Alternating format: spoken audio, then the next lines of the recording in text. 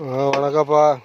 காய் பறிச்சுட்டு இந்த அரிசி கழனியும் பெருங்காயம் கலந்து ஒரு 3 டேங்க் அடிச்சு விட்றப்பா.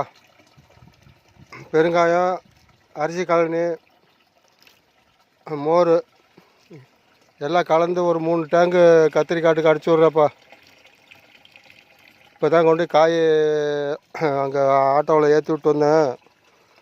ஒரு 40 கிலோ வரும். 1 கிலோ 2 கிலோ கழிப்பாங்க. பாப்பா எவ்வளோ பில் போட்டு கொடுக்குறாங்கன்னு. ஒரு 40 கிலோ வருப்பா. பூச்சிக்காய் வந்து ஒரு 5-6 கிலோ வரும். அது கடையில் கொண்டாந்து கொடுத்தாரு அவங்ககிட்ட.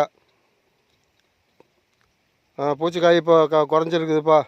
ஏன்னா 10 கிலோ பூச்சிக்காய் 10 கிலோ வந்துச்சுன்னா 5 கிலோ பூச்சிக்காய், 5 கிலோ நல்ல காய் தான் வந்துச்சு.